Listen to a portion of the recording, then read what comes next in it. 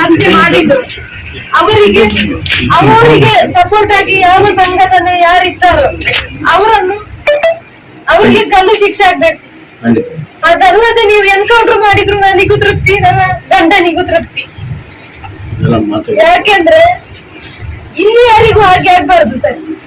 ಎಷ್ಟೋ ಕಾರ್ಯಕರ್ತರಿದ್ದಾರೆ, ಅಂದ್ರೆ ಎಷ್ಟೋ ಇದ್ದಾರೆ. ನಿನ್ನ ನೀವು ನೋಡಿರ್ಬೋದು, ನನ್ನ ಗಂಡನ ಸಾವಿನ ಹಿಂದೆ ಎಷ್ಟು ಜನ ಯುವಕರು ಬಂದು ಹತ್ರು ಹೋರಾಡಿದ್ರು. ಅಷ್ಟೇ ಯುವಕರವರು ಪ್ರತಿ ಸಲ ಇದ್ದಾರೆ, ಆದ್ರೆ ಅವರಿಗೆ ರಕ್ಷಣೆ ಇಲ್ಲ ಸರ್. ಅವರಿಗೆ ರಕ್ಷಣೆ ಇದ್ರೆ ಅವ್ರು ಇನ್ನೂ ಮುಂದೆ ಹೋಗ್ತಾರೆ. ಯಾಕೆಂದ್ರೆ ಅಷ್ಟು ಹೋರಾಡಿದವರು ಅವರು.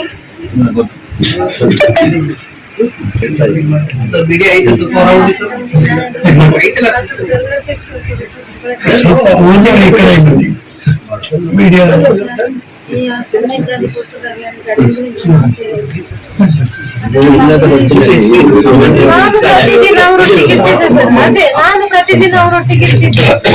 ಅವರು ಶಾಪಿಂಗ್ ನಾನು ಅವರೊಟ್ಟಿಗೆ ಬರುದು. ಆದ್ರೆ ಕೊಲೆ ಆಗಲಿಲ್ಲ, ನಾನು ಇರ್ಲಿಲ್ಲ. ನಾನು ನಮ್ಮನ ಮನೆಗೆ ಹೋಗಿದ್ದೆ.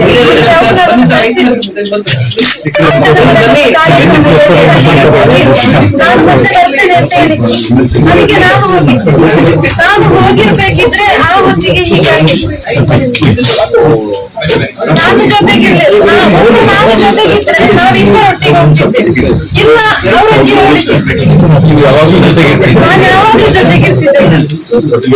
ಈ ಜನ ಈ ರೈತ ಫೋನ್ ಸುದ್ದಿ ಚಾನಲ್, ಕ್ಷಣ ಕ್ಷಣದ ಸುದ್ದಿಗಾಗಿ.